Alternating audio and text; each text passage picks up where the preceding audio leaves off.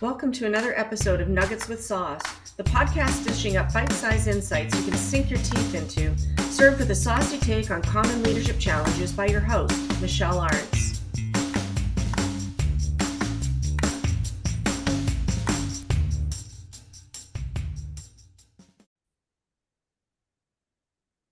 Whoa and hello. I am so excited. I'm always excited, but that's who I am. And I can't express how awesome sauce excited I am today to have as my guest my good friend and partner in crime around many thought-provoking things, some of which we'll share with you today, my good friend, Steve Stookey. And I am so excited that you are here, Steve. And as you know, I always introduce my guests on Nuggets with Sauce by not letting them talk about their job titles. Who cares about job titles? I want to hear, and I think our viewers and listeners want to know, what's your why? What's the thing that gets you out of bed and fired up every day and says, this is how I'm making the world a better place? Yeah, that's perfect. Thank you so much, Michelle. Thank you for having me. I appreciate that. I think the biggest thing at the end of the day is I'm just wired to help people naturally anyway. And this is probably the greatest vehicle. I'm a huge proponent of anything education. And I just love seeing the light bulbs go on for people. But thinking about the opportunity that it gives people to change their lives. Some people tease me because I say, don't never underestimate the power of education to change lives. But it's so true, and I see it all the time. Whether it's a mom or somebody that's looking to try to, increase their skills to become more marketable, to become better or more efficient at what they do. Whether it's a company looking to improve their reputation in the marketplace, it just goes on and on. So you can tell that, and we've had discussions before. Oh, have we ever? Yes. We were saying before we started this, we are going to be hard pressed to keep this to episode parameters, but never fear, because I know you and I are going to have multiple opportunities on the show to unpack so many of the thoughts that you and I share. I mean, this is why we have such great connectivity, because I, like you, am a big proponent of the whole education space. Let's be honest.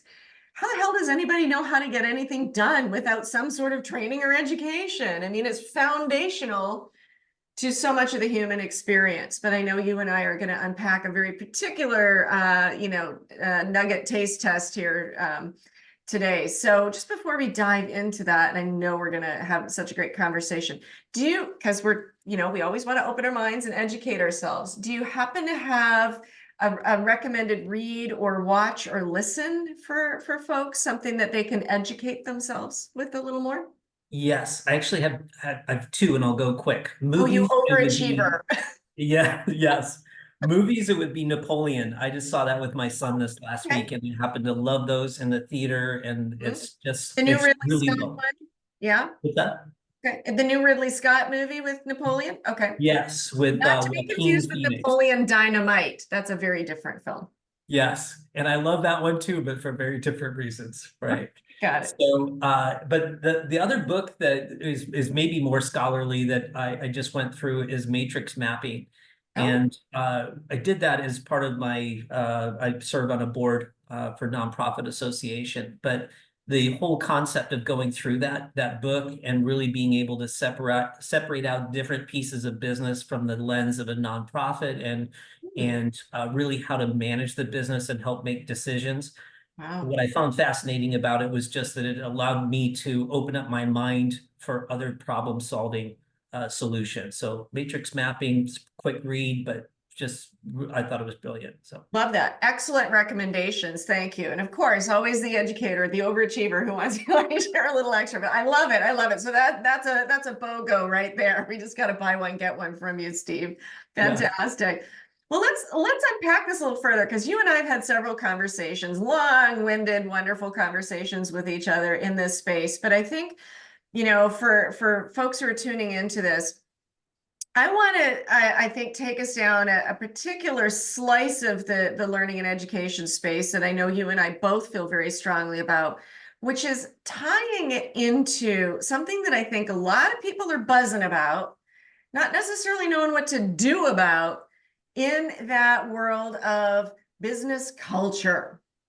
We talk about culture a lot, and as the old saying goes, culture eats strategy for breakfast. And I'm going to argue lunch, dinner, dessert, and snacks in between too. But what are you seeing as those connection points and those critical, let's unpack a few nuggets here today on the critical juncture between you got the culture thing on your mind. How do we relate that into the world that you and I know best, which is that education, training, and learning and development space? What are your thoughts there? Yes, gosh, a lot of them. As you can walk into a business and really get a feel pretty quickly of the culture of the organization. Yeah. And one of the things that has attracted me even more so to training and professional development is simply the notion of, you ask yourself, if you're a new CEO, a new executive director, how are you going to drive this ship, right? How are you going to make change in the organization? And every time you dive into that, it really comes down to training, right? Communication, those types of things. And it's really you can tell the organizations that are fully engaged in making training a part of the culture of their organization. And it's amazing to see the transformation that installing a culture of education and ongoing training, how it profoundly changes the organizations, and often in ways that people don't even think of. And it's not just for Example. Give us an company. example of that. Can we dip into that a little bit? Because I'm Sure. sure some people are, paying attention here and going, okay, I'm with you. But what do you mean? Profound ways that I wouldn't even think of. Yeah, so one is some folks I've worked with said, hey, we want to create training paths and so forth so that people have education and they can meet their compliance requirements. And what they found is that people were so happy to have access to training that it really helped them. It was and even had people tell me, we've reduced our turnover because we are now providing professional development. And you and I both know that there's all kinds of studies and research to show that that's exactly what's going to happen. Yeah. But I think people are very surprised about some of those things. Yeah. Then you wouldn't necessarily straight out of the gate think that, oh, providing training is going to lead to lowered turnover. Because you don't Yeah, always correlate those two things. And by the way, what kind of damage can turnover do to your organizational culture if you've got a revolving door of people all the time, right? yes, because those people that are left over have to pick up the pieces from the folks that left. And I think there's just so many there's a number of examples of how people find things that are different. Like, it'll really put a lens on the fact that we all learn differently. Mm-hmm. And that we might like I might like to spend a little bit more time digesting materials than the person next to me, and I react to things differently. And having, you know, uh, all of those training pieces and resources available is really helpful and allows people it really gives them the tools, because I believe that every person that gets a job doesn't want to get fired. They want to come and they want to do a good job, at least to a certain degree, but they need to have the tools. They need to know Right. Right. You mean they don't get out of bed in the morning and go, whoa, how do I ruin everybody's day today and screw up? Right. I mean, there yeah, might be the odd weirdo who's doing that. You never can tell. You know, yeah, a bell curve, right? But yeah, there's a lot of us weirdos out there. right. But and by the way, there's a whole lot you should be doing about not hiring those people, but there's so many of these threads for us to try to tie together. And I absolutely agree. Like you, I say all the time, people need tools in their toolbox and then they need to know how and when to use them. And unless we're going to give them those things, we're not setting them up for success. We're setting them up to fail, right? It's not my fault if nobody told me how to do something over here, or maybe it was done poorly. I say all the time, like, how the hell does anybody know how to get anything done here? Learning and development has to touch everybody in the business at some point. And back to what you said earlier, particularly when you think maybe you're new in a leadership role, whether you're the captain of the ship right at the top, you've come in to that position, maybe you got promoted into it, maybe you got hired into it. You know, how are you going to lead the charge? How's everybody going to know what you want and what you expect? Because we know everything rolls downhill, don't we? For good or for bad. And Yeah. so thinking about like, how are you going to get everybody? Let's run with the ship analogy. It's kind of fun. Like, how do we get everybody on board? How do we get everybody, you know, how do we get smooth sailing with everybody getting on board with your new leadership or whatever? We've got to think about training them. Well, it's ongoing. It needs to be repeated. People need to be Wait, I'm sorry. reminded of Stop right certain there. things. I'm sorry. Stop right there. Wait, what? It needs to be ongoing and repeated? You mean I can't just check a box on Tuesday morning and say, got that one done? Yeah. How many times have you seen a mission statement written carefully after many hours of deliberation and put in a filing cabinet? Yeah, we have a mission statement, but it's none of your dang business. It's somewhere. Yeah, yeah. And I Yeah, love that. because That's that. Let's just repeat that because I think it's so worth talking about. It needs to be done more than it needs to be repeated, and it needs to be ongoing. People don't, I mean, you and I have talked about this. If we could all just watch the video or read the book and be an expert, we'd all do it, wouldn't we, Steve? right. So what you're talking about is, I'm not really going to learn it if it's a one and done approach. That's exactly right. Because those memories, I mean, think about anything you learned fades over time, right? And we hear, we need to go back to basics because we're human beings. We Right. forget things and so forth. But things like a mission statement, this is going to guide the decisions that you want people to make in the field, whether you have 10 employees or 10 million employees, it's the same thing. Right. Yeah. So that's why, going back to what we were earlier talking about, which is how do you steer this giant ship that is your company, Yeah. And training, professional development? right. And that compass, I'm okay. I'm really having fun rolling with this analogy now. I love this, but let's keep on this ship. But that compass, to your point, that's going to drive the cultural piece is really around your mission, your vision, your values. Do we all know what that is? Has that been repeated, reinforced, re-engaged with? And then I'm thinking in that space too, we got to make sure that everybody, what they're doing is aligned to it. Like if it doesn't support mission, vision, values, either why are we doing it? Or if that person doesn't match the mission, vision, values, if they're not living up to whatever it is, your culture's at risk, isn't it? Yes. Yeah, I mean, another analogy that I thought of that was just kind of fun because I'm going back to my son is he plays trombone in the band and I've seen him improve over the years and it's a good example in the fact that you hear the band, if they're not coordinated, it sounds terrible. When they get to that point where they're all playing together in the same measure and the same time, it Yeah. truly is a beautiful orchestra. And that is a really good connection to training, is everybody's rowing in the same boat, whatever you Yeah. want to call it. Yeah. Oh, we could just spend the whole episode just using analogies, but I love that because I think that helps people relate and understand, like, why do we need to do these things? Yes, we're going to be out of tune. We're going to sound terrible. It's a horrible, and by the way, if we run with that for a second too, who's listening to that? Who's your audience when your band is out of tune? You're paying customers. You're paying customers. That was not the ticket they thought they were getting. Yes. Way, right? I'm not going to pay. Am I going to pay good money to have this cacophony of crap? Yes. No, they're not. I mean, they might listen to it for a while out of the goodness of their heart because, Yeah, they're kids.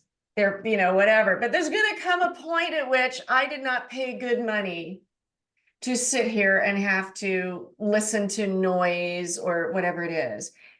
This impacts your customers. I mean, one of the key questions I always ask people, if you're thinking about, do you need to do something about your learning and development? One of the core questions I love to ask is, No matter who a customer of yours touches in your business, would they more or less get the same treatment?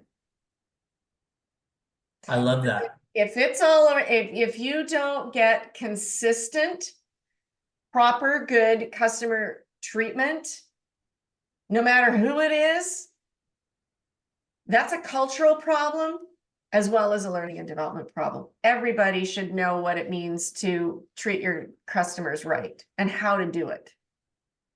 That's exactly right. And you want happy employees, right? And the employees, if they're not growing and not developing and not being challenged with new things, what's going to happen? Right? That goes back to the turnover question, which then costs you and it costs you customers.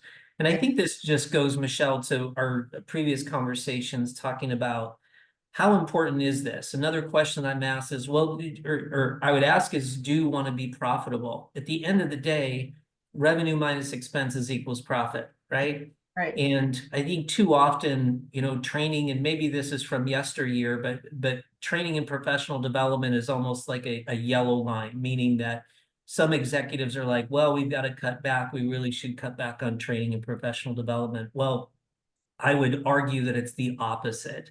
Yeah.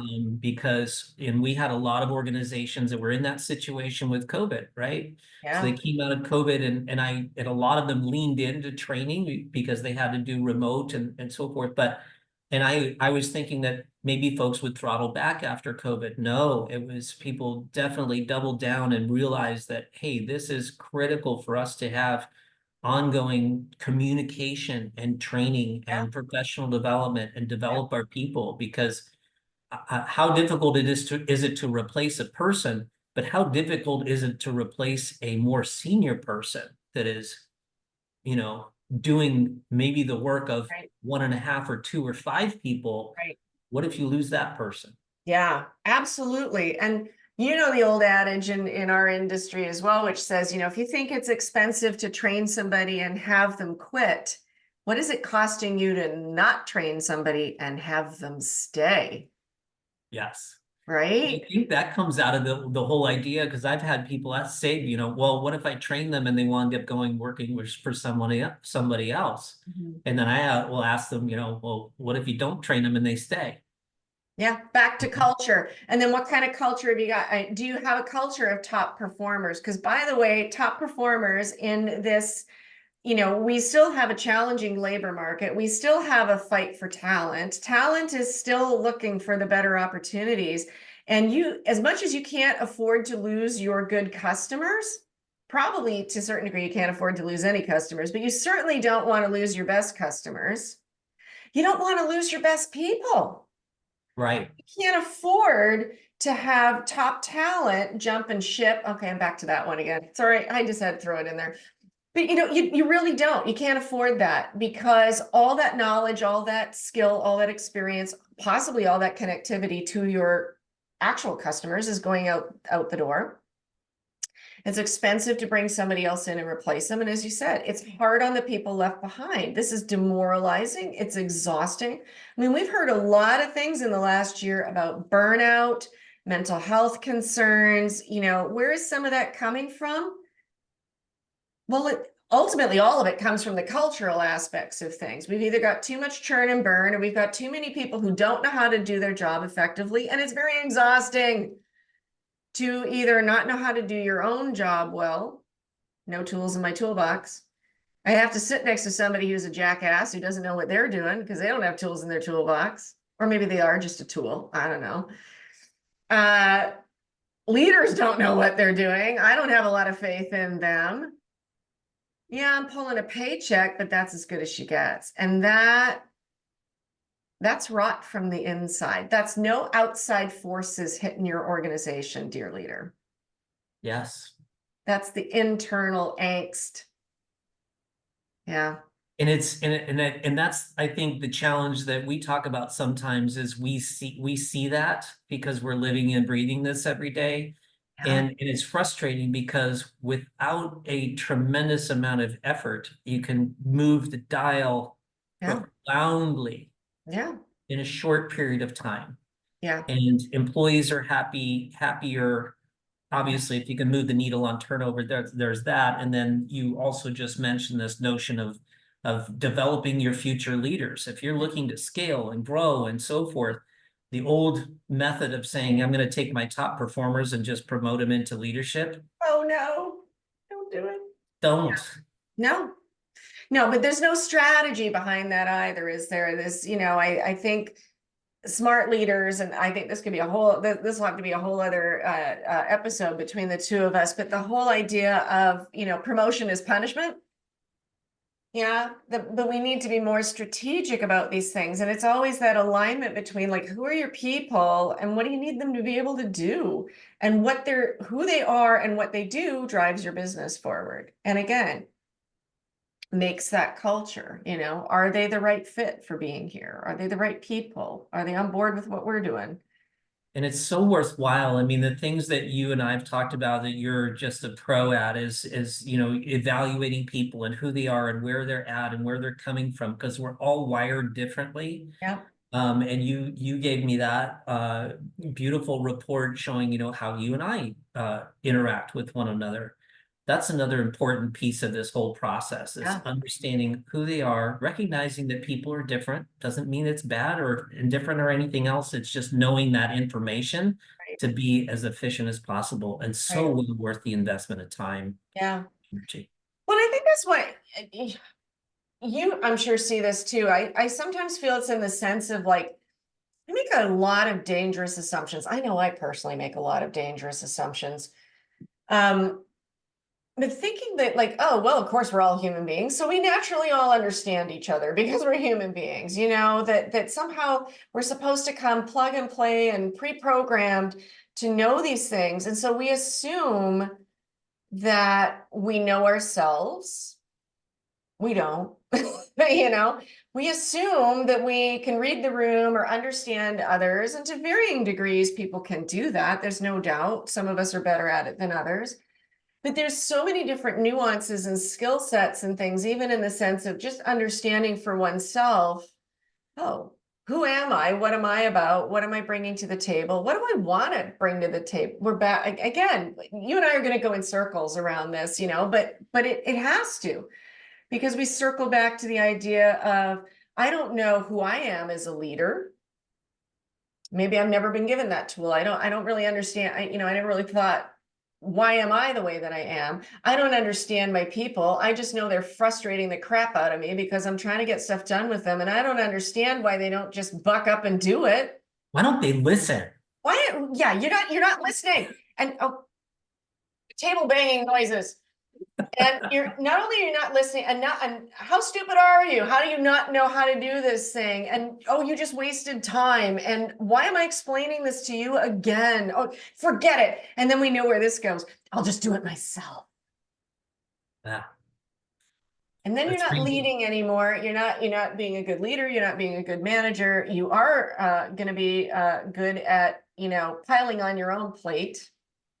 And that becomes a spiral in its own right. But it's like, but you didn't take the time or make the time to figure out a few things for yourself, figure out a few things around your people, even down to the cultural aspect of talk about what's the culture of the team.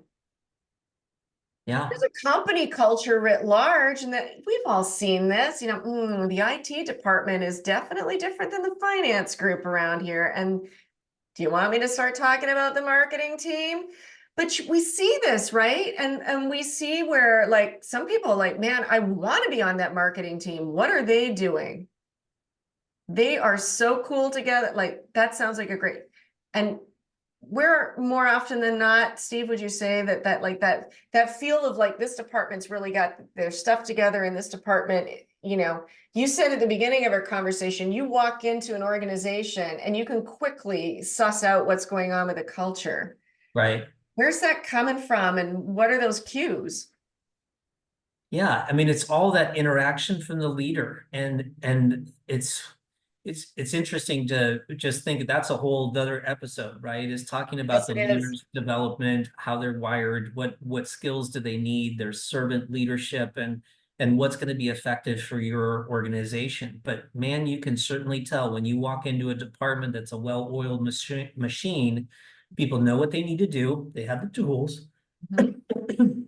And they have the support, right? The leader Yeah. is not, and seldom you get into the ego piece of it, but really like, what do you need? How can I help you be better at what you do?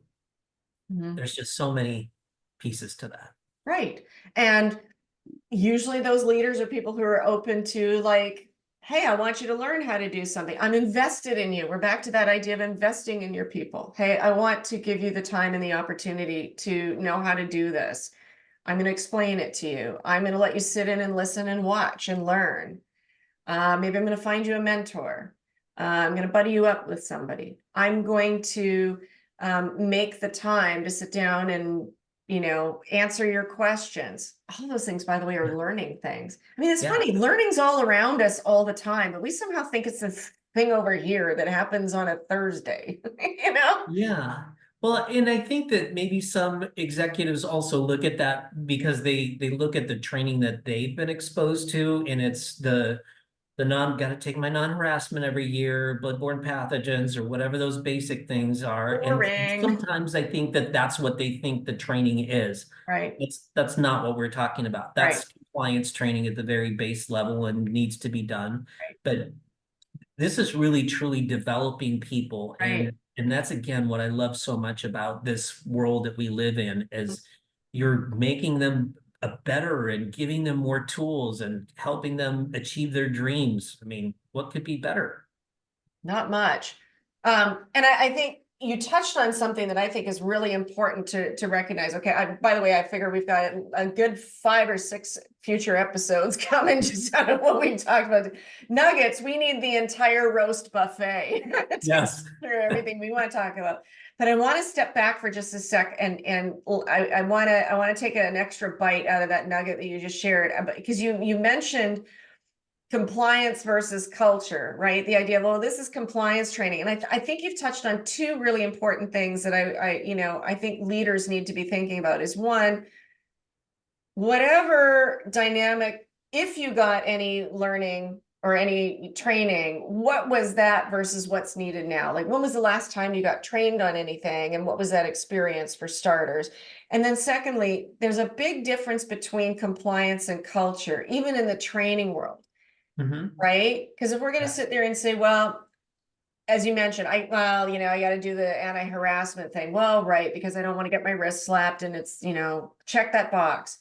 Well, that's a very different mindset than looking at it from the standpoint back to culture again. Well, I'm the leader of an organization that forget the compliance part. We are going to be doing a lot of things around respect and good communication and interactions. Yes, there's a legal component to it, but it's not the one and done thing. We're going to talk about this. We're going to tie it, as you mentioned earlier, we're going to tie this back to mission, vision, values kind of thing. Like, we live and breathe this stuff. It's not just this thing that happens once a year because somebody said we had to.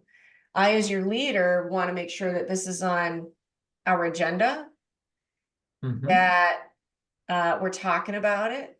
We know what it looks like, sounds like, feels like when it's good and when it's not good.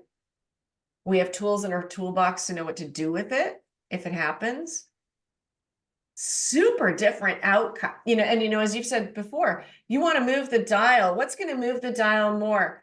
Slapping something together that's probably dreadful anyway for a moment in time, or making it, as you said earlier, the ongoing, repeated, so that we really learn it and live it. Yes. Yes. Amen. It's funny, there's so many things. I'll just make one comment about you. You even mentioned like, hey, maybe I'll assign you a mentor, when you were talking about supervisor training. And my thought immediately went to, you need to also provide training on how to be a mentor and how Right. to work with your mentor, right? And how to be a mentee. Yeah. Um, and so because folks don't know how, and it's not that they don't want to know, but they need to have the tools to be effective at this. And the other thing that you mentioned was that I thought of was this notion of, I've seen a number of situations where you know, you're confronted with an issue, or now we need a project management leader. We need more effective project management, for example. And you could hire a consultant or what have you, or you could train an existing employee and have them do that at a far lower cost than hiring a consultant, have them come, bring them up to speed. Right. There's just, it just goes on and on. Yeah, I think that's such a great point. You know, you have in-house expertise and capability. Do you always have to externalize stuff at a, no, wait a minute. Why did I open mouth and say that? Because I'm the external expert and so are you. But That's okay. We work to all put right. ourselves out of a job, right? Right. You know, abundance mindset. Let's not kid ourselves. But I think there's so much to be said for like, why wouldn't you necessarily think about if somebody is interested in that and willing to go down that road with you, and you say, hey, I'd like to put this tool in your toolbox. I'd like you to become an internal project manager. I'm going to invest in you to help you learn how to do that so that you gangbusters for most people. It's like you actually care enough for that. I mean, one trend that I'm seeing, and I know you are too, and I'm going to unpack this in future episodes as well, is like the vast majority of the workforce today wants, and dare I say, expects to get trained. And if you're not going to do that for them, guess what they're going to do? They're going to go find somebody who will. Yes. The investment, when you step up as a business leader and you say, I'm willing to put the time and dime into you because I see value in you having that skill set that therefore, again, moves the dial in this business. Do you think they're going to be more engaged? You think they're going to be more productive? You think they're going to stick around longer? You think they're going to feel more connected to, again, back to that culture, the passion, the purpose. I'm connected to the customer. I'm connected to our mandate. Like, how many boxes? This is full meal deal stuff, Steve, that we're talking about. We just checked a ton of boxes. And I mean, seriously, how much might it cost you in dollars to get somebody up to snuff like that? I don't know, maybe a few thousand? Yeah, it's the other thing that I like to share too is that this is probably the least cost benefit that you can give to your employees. Mm-hmm. And it is a benefit because, as you said, people are expecting training. I have a 13-year-old and a 17-year-old. They're training all the time. Why? They're on YouTube all the time. They're Yeah. training themselves Yeah. how to do certain things, etc. They're They're using interested in something. because they're thirsty, they're sponges, and they want to grow. And employees are like that too. Anybody that's coming out of college, they're used to taking, for instance, online training, right? Colleges and universities all use that. Yeah. Yep. They're used to learning, and you know, the expectation should be we continue to learn. Like, imagine, I don't know, depending on who's listening and what your age is. Okay, let's just for argument's sake say, imagine where you were 10 years ago. Yeah. Imagine if we just hit the brakes 10 years ago and said, you're not going to learn anything else. Whatever it is, whatever you've learned in the last, whatever growth you've had, whatever changes in your life, whatever growth or development or learning that you've done, personal or professional. Let's just say that we took 10 years of that away from you today. We're just going to turn that clock back and we're just going to dump your brain back to, 10 years ago. How happy would you be with that? I don't even like thinking about it. I'd be helpless. It hurts my Probably. brain to think about that, but like you can't trapping people in time or saying like there's no path forward, there's no way forward. And by the way, if there is, it's up to you, sucker. No, I think that the company cultures are made one individual at a time. And as we to kind of circle around this, to sit here and say, well, then you've got to think about how do you find the ways that communicating and embodying that culture. We need leaders who are starting to think about, well, how am I going to do that? Well, you're going to do it in part through your communication and your training. Like, how does anybody know how to do anything around here and why we do it the way we do it? Yeah. You've got to get that base level started, or you're going to have chaos. Yeah, and one thing that you just made me think of too is and you probably see this all of the time, is when an organization starts training or starts really leaning into training from a culture perspective, if you will, is that there's a flywheel effect, Yeah. right? Not everybody's going to be excited the first day, Nope. right? But what happens is that folks start getting new knowledge and somebody observes that, and where did you learn that? And now the conversation takes over, right? Yeah. And it becomes so sticky and such an expectation that folks are learning more and just improving the efficiencies are really pretty spectacular. Yeah. Life becomes easier and more pleasant, Right. right? Like, oh, where did you learn that? Hey, I got a tool in my toolbox that now I know how to use it. Instead of trying to, I've never tried this, and maybe, again, we go back to, there might be a few crazies out there. You ever tried to pound in a nail without a hammer with your bare hand? Life's a lot Tried it. easier when you got a hammer for the nail, and it's like, oh, it opens up a whole world of possibility. And now you know how to use this. And again, I know we're using a lot of metaphors and analogies and so on, but you're absolutely right. I love that idea. It's the flywheel effect. Yeah, and it's funny because when you and I get together, I think that's the thing that I take away is we're so close to it because we see it all of the time. And I think that's one thing that we would probably love to just, why doesn't everybody get this? Mhm. Because it's so profound with Yeah, the effort that you put in, and it's appreciated, and the benefits that you get are just spectacular. absolutely. Profit, reduced turnover, just happier people. You avoid, this is the salve, this is the bandage for that situation where you get frustrated that somebody doesn't know how to do thing, and you say, oh, forget it, I'll do it myself. The only way to solve that problem is training. Yeah. Yep.